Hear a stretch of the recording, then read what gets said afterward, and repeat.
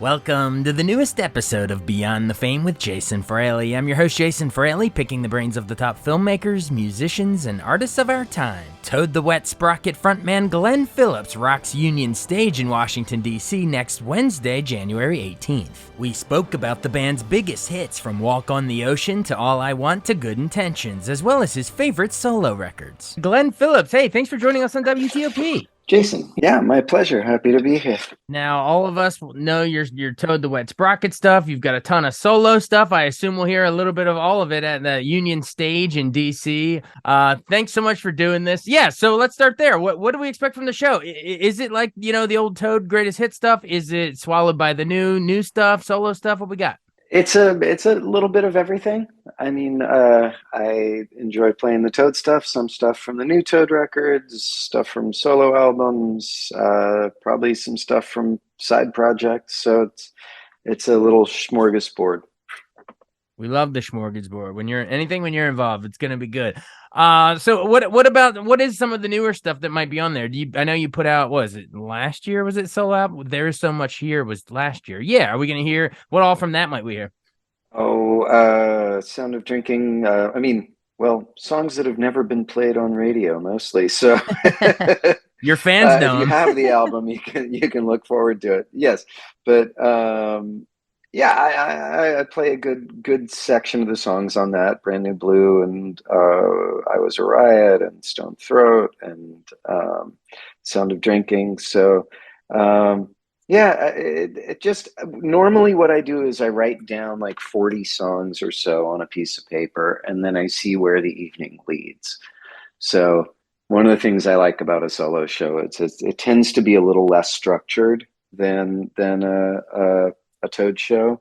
Although I will be joined by my friend Jonathan Kingham, so I will, for a large portion of the set, limit myself to songs that we're capable of playing together. So uh, probably less random than sometimes, but more random than others. It's a funny thing. Like the songs on this record all came off of they came out of a songwriting game that I play. It's this guy Matt the Electrician, who's a songwriter in Austin, Texas, and every week he sends out a title. And there's about 25 of us, and we each use that prompt as like, to write a song. So it's the starting point of a song. So all the titles on this record came out of that game.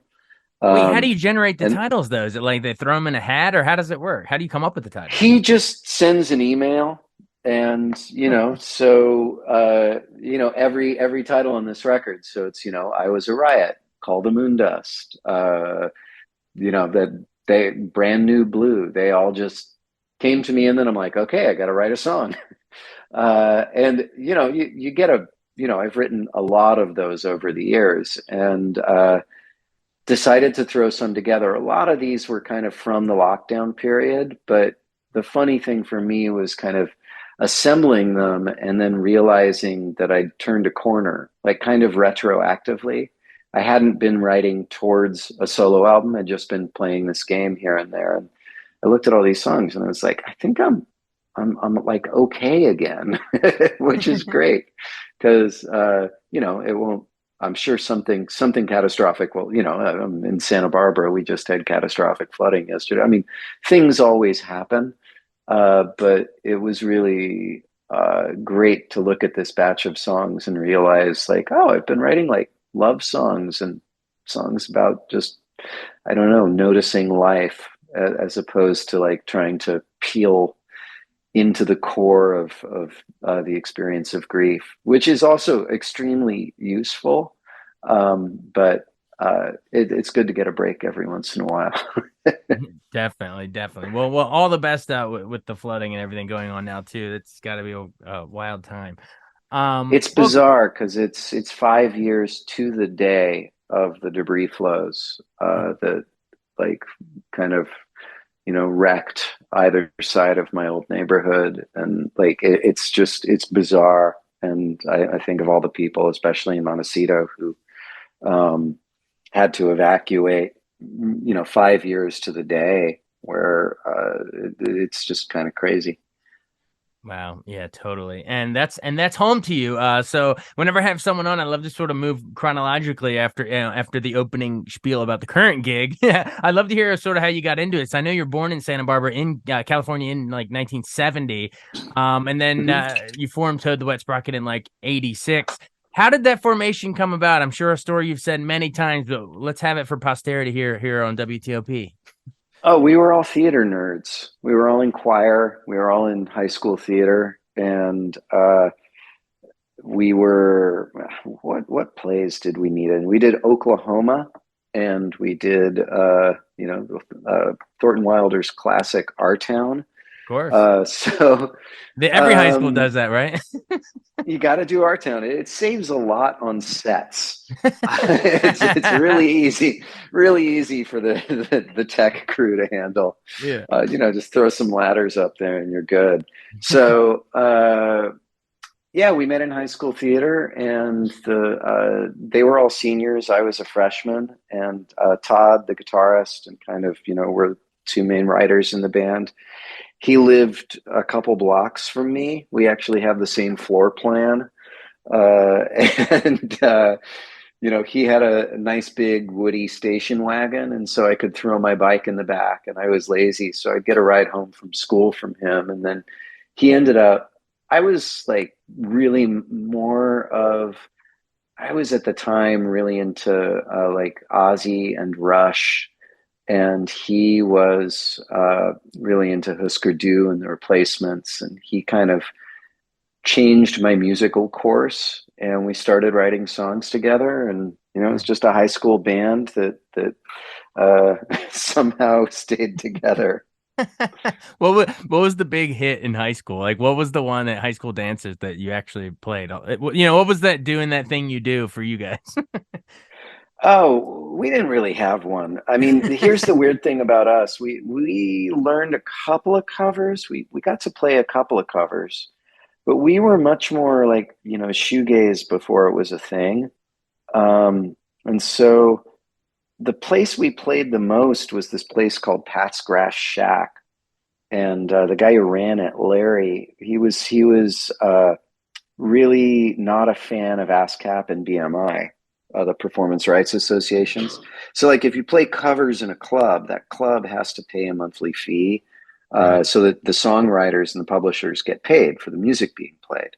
And he thought that was asinine. So he wasn't like a fan of local music, but just because he was a cheap bastard, he made it into like an originals only club. And so like he would pull the plug if you played Happy Birthday. So No royalties here. no royalties there. So we ended up like learning to write. I mean, it was like the closest club to where we lived. And so we ended up like having, I don't know, like we were an all originals band kind of from the very beginning. And that was just kind of the start of it. Like we had to write, so we did write. And I think a lot of other bands, when they're like getting their start, like you learn everyone else's material, and we we just wrote our own songs because we had to. I love it. Well, it paid off for sure because you had all those great songs for those first few albums there. But real quick, I want to get into some of them. But how did the name come about? Was it like a Monty Python sketch or something? Yeah, it's a sketch called Rock Notes. That's like a fake like MTV News style, um, you know I don't know, like rock news show, and it's Right. just this series of like ridiculous band names, totally nonsensical band names. Band names like Poached Herring and a White Wine Sauce, and Toad the Wet Sprocket was one of them. And we had a gig, but we didn't have a name. And Dean, our bass player, really was like, let's call it Toad the Wet Sprocket. It would be hilarious. I just want to see it in print once. And so we did it as a joke. And then we were going to come up with something really cool. And then like weeks turned into months, turned into a year. And we realized, there were like 10 people coming to see us by that point. So like we couldn't change the name then. And so it's a good object lesson in, any in getting it right the first time, like no filler, because your filler may actually become permanent. All right, it's gonna stick, so it better be good from the Yes. start. Did you ever that just sparked something for me? Did you ever hear from any of those Python guys? John Cleese, Eric Idle, after you guys became famous, said, Uh, "Hey, you oh stole yeah, that from us." Eric Idle sent a notice. Basically, he said, "I heard you on the radio. I almost drove my car off the side of the road." He said, I promise not to sue you if you send me a gold record if you ever earn one. I And love so it. we did. Yeah. So no cease and desist from that. They were good sports and said they were happy you made it famous. That's great. No cease and desist. The strangest thing, actually, is that there is a second to the Wet Sprocket in England. There was a Toad the Wet Sprocket that it was called like Masters of Metal or something. They have a song called like Blues in D. So we're not even the only Toad the Wet Sprocket. That's the strangest part. Oh, there's multiple Toads. All right, never. Who would have known? Multiple Sprockets. Who would have known? Awesome. Well, of course, yeah. Like you said, he said send it if you become a gold record. So yeah, of course you guys took off. Well, I guess there was a couple albums there first in '88, Bread and Circus, and Pale in '90. But you really broke through on, alternative radio, at least with that third one, Fear in '91. I mean, that was sort of, the soundtrack of my life, man. we all grew up with that stuff. Oh, Take thanks. me, if you don't mind, I would love to take me a deep dive into Walk on the Ocean. That was such a great opening track, but do you know how you came up with that one?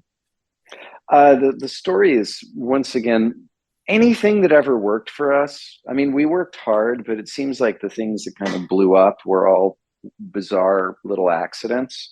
Uh, I mean, that song, Todd wrote the music for it, and we were at our practice place and we were recording a little demo of it, and it didn't have any lyrics. And Todd's like, I just write something quick because, like, I don't know, like, let's get it done for the day. And so I had just gone on a trip up to the San Juan Islands in Washington State, and hung out with a bunch of hippies at this place called Doe Bay on Orcas Island, where there's these like great kind of natural hot springs.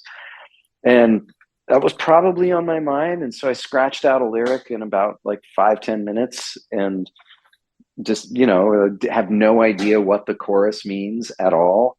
And and then recorded a quick vocal, and then when it came time to record it, I was going to do like a non-dummy lyric, and just nothing ever really happened. I like couldn't make anything else work, and everybody thought it felt good, so we just went with it. So yeah, people always want to know what it's about, and there's persistent rumors. There's a rumor that it was about like a Young Life camp, but A what camp? I went to Camp Young Life. Oh, okay. It's like a Christian summer camp, youth group thing. I went to Camp Young Judea, so it probably wasn't about that. Probably But, wasn't that.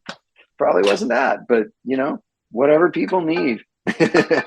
Right? Art is subjective. People take it and run with it in whatever direction they want. Well, cool. Which is great. And honestly, one of the things about writing songs that I love is I've had people for the same song approach me and be like, that song's about coming out of the closet, isn't it? And then another person saying like, that song's the same song. Like, you're a Christian, aren't you? And it's like, wow, like neither are my personal experience. And it like really overjoys me to have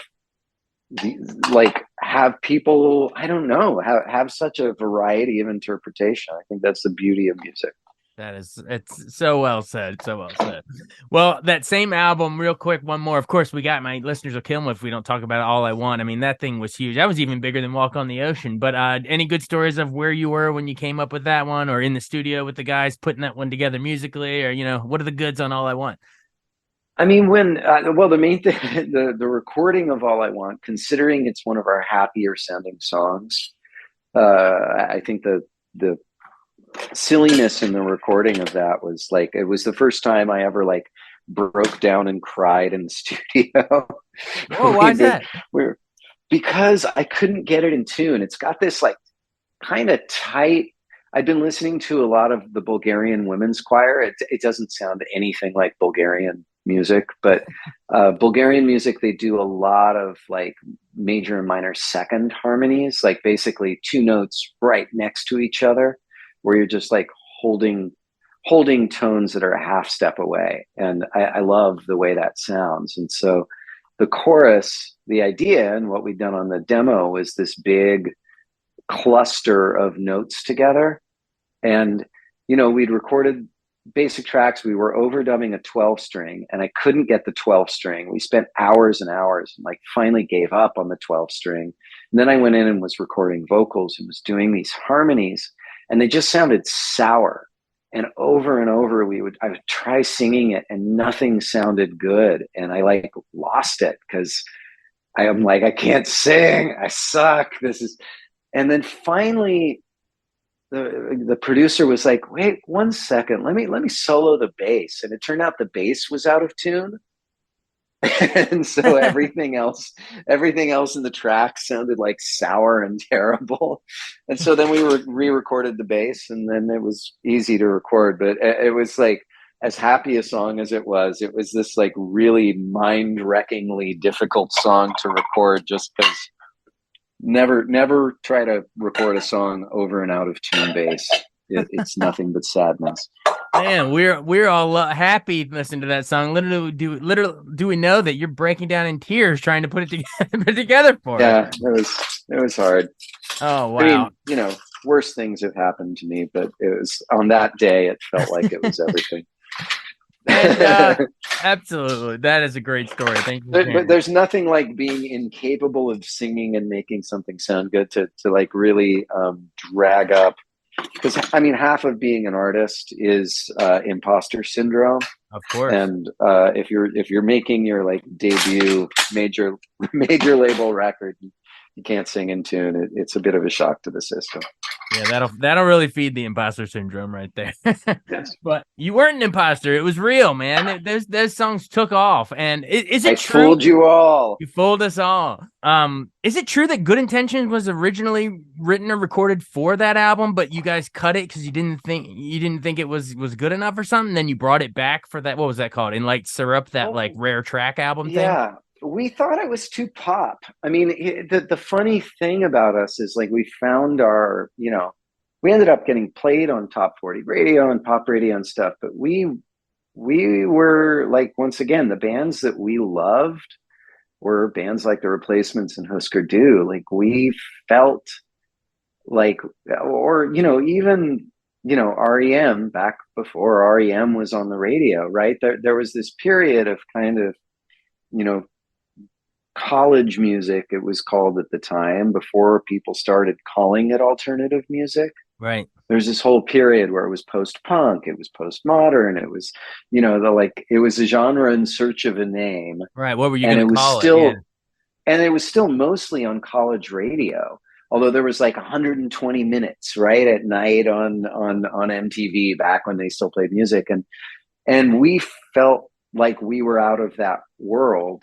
And so we didn't want to be a pop band. And when we, it was a strange time. I mean, if you remember, that was when like, Counting Crows and Pearl Jam, like they wouldn't play their singles live or they'd mangle them. Like you'd get signed on a major label and then you'd act like you don't want anybody to see you or hear you.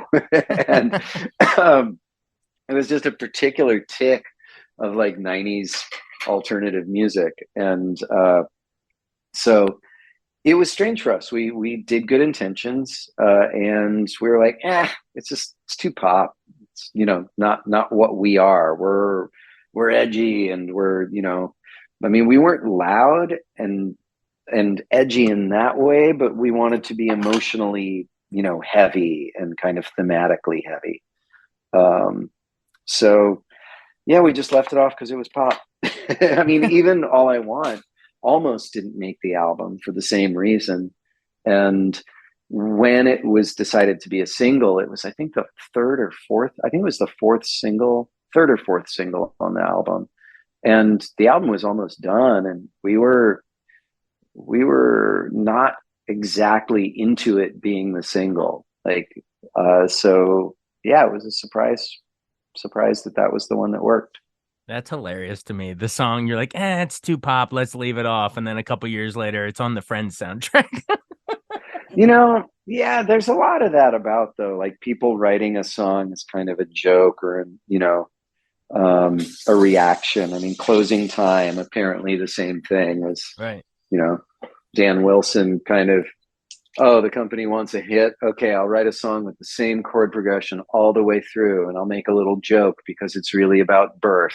Ha ha. Right. Like, Right. it's, or I'm not going to write you a love song was another, like, you know, F you to an A&R guy. Yeah, it And was literally her. Literally her saying, "I'm not going to write you guys a love song," and then it becomes yeah. And it's the single. So, um, you know, it happens. What was it's the other funny one like that? If God Was One of Us. Remember that? Joan That Osborne. was, yeah, that was, I think it was, oh God, David Bazillion wrote it. And he was teaching his wife how to use a 4-track recorder. Like, and just kind of started going, see, you lay a chord for, okay, we'll do this. And then you put a lyric down, a total accidental song. But sometimes those work. That reminds me. We interviewed Brian McKnight, and he said he wrote that song about back at one. You're like a dream come true, and he said he was just putting together his like TV entertainment set and was going through the instructions. It said one, repeat steps 1, 2, 3. It's funny how the inspiration's everywhere, right in front of you. Exactly. But I'm sure. Did you ever hear from the Friends folks, the cast, or anyone saying, "Hey, we boosted your sales," or vice versa? No, I think I ran into Courtney Cox once at some event and said, "Oh, you were in our video," and she had no idea who I was, and she was like, "What? Who are you?" And apparently, yeah, but that's about it. Well, it was an amazing song. I love at the end when it kicks in, the clench my fist and close my eyes. You know how you always kick it up a notch in the end there. That's my favorite part of Yeah, the song. that's good All too. right. Well, we could literally go through all the albums, but give me at least one off. What was the next? Something's always wrong and Fall Down. We're off of that fourth album. How do you even say it? Dulcinea. Dulcinea. Dulcinea. Ah, damn! I almost had it. How did you come up with Fall Down? Oh, I can't even remember. Fall Down was another one that was Todd's music. Fall Down was an older song. I think we wrote that actually before the Fear album came out, but it didn't make that album. So yeah, Gotcha. yeah, super old one. There's so many old ones. Well, let's bring it a little more into your solo stuff because I know, Toad the Wet. I mean, you had Coil, which was the fifth album, and Come Down, and some other hits. But then you guys took like a long hiatus. I know you would eventually get back together with New Constellation and starting now, but for a while there, the band broke up. What caused the breakup, or what made you want to go off and do some solo stuff?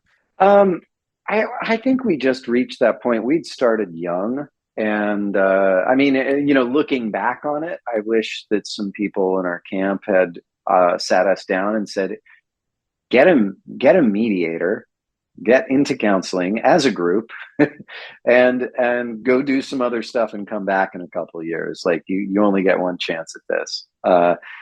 But I think at the time we were a little bit entitled because this was the only thing we'd ever done and it worked. So we thought, oh, that's how life works. It turns out it doesn't, except in rare instances. I mean, more than that, we were just highly dysfunctional and needed to get away from each other. And we had tried to make an album after Coil and we just couldn't work together. And so, yeah, needed to go do other things. And I think we were overconfident in our ability to just pick up and move on and do something else. And,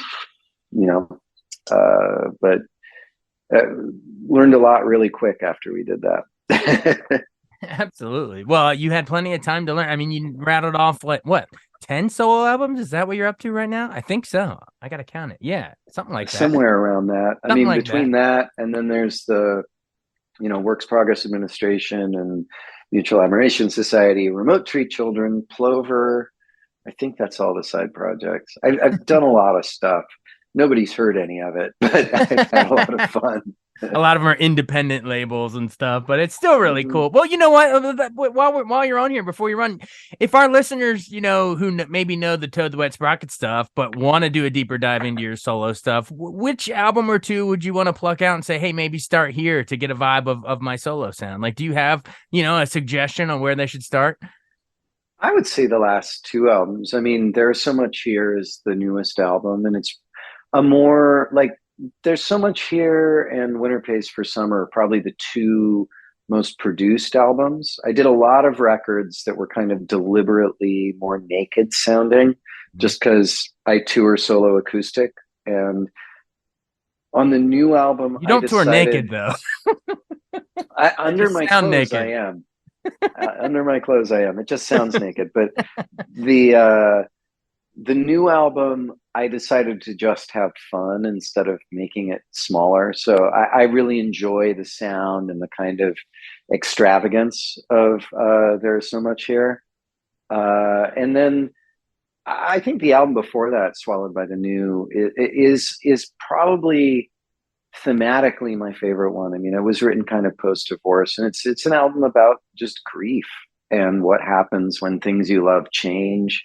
And I, was I don't know. I went into it was a time when my nest was emptying, my kids were moving out. Like it was the biggest change I'd ever had, and instead of writing like a breakup album, because usually it's very relational, like how could you break my heart, you're so mean, and this was much more about just what it means to love things that change or go away, and that applies to the death of a loved one, to divorce, to losing a home, to having your kids grow up, to illness. And I feel like that's the record that I've had the most like letters about, where it's just meant something to people when they're going through a big change. um, but the new record is a lot of fun, and it's a little more on the hopeful tip. And a lot of it was about being in lockdown, and the title track. Uh, well, it's called "Sound of Drinking Water," but there is so much here is what it says on the chorus, and just that from going for a life where I've always been able to kind of leap from peak experience to peak experience. I get to go and travel places, and I've tended to want to, run off and, do things and, travel and push my edges. And during lockdown, I got my edges pushed by being in one place and moved in with my fiance, and had to just learn how to appreciate subtle changes instead of always moving from peak experience to peak experience. And so it's just, yeah, it's about being mindful, noticing the little things. I love it. Pushing the edges. Sometimes you had to stay in one place to push the edges in this case. And well, that's a lot of us. There Like in the is, last couple I years. know, there's an edge in staying in one place. Who knew? I That's know. great. Well, I know you joke. I know you joked that a lot of the solo stuff was quote stuff no one's heard, because you're a very humble guy. But dude, people watch Breaking Bad. They heard the whole. Some of your stuff's out there. Oh, I know. Things are out there. Things are out there. But episode 2 of Breaking Bad was 2006, I think. Gosh, wow. Yeah, and I'm still thinking I'm still thinking of it as like a recent show, but yeah, you're right. It did be, yeah, but Which is that was off of basically a way Unlucky of Seven. saying, So yeah, that's if back there's then. any musical supervisors listening right now, I could really use another placement. I love it. I love it. I'm sure we'll get you into many shows. All right. Well, we'll let you run. You've been so generous with your time. Thanks so much. Best of luck with the flooding. And I know your airport got flooded out. So now you're trying to get to Nashville before you come to DC? Is that right? Yeah, I was supposed to. I got up to the gate yesterday, and then the runways were flooded. So hopefully, I'll be able to get out today. Yes, best of luck. Safe travels. Again, Glenn Phillips, you know him from Toad the Wet Sprocket, tons of solo stuff. Come to Union Stage in DC next Wednesday. So get your tickets now for January 18th. Hey, thanks so much, man. I appreciate it. Oh, thank you. And I should say too, I'll be there with my friend Jonathan King. He accompanies me. He's going to open as well. He's awesome. Also plays Toad and plays Toad in Keys. Plays Keys in Toad on tour. So yeah. Awesome. Sounds good. Thanks so much. Have a good one. Thank you. All right. Take care. Bye. Thanks so much for listening to Beyond the Fame with Jason Fraley. Our theme music is Scott Buckley's Clarion. Remember to give us a 5-star rating if you like what you hear. We'll see you next time.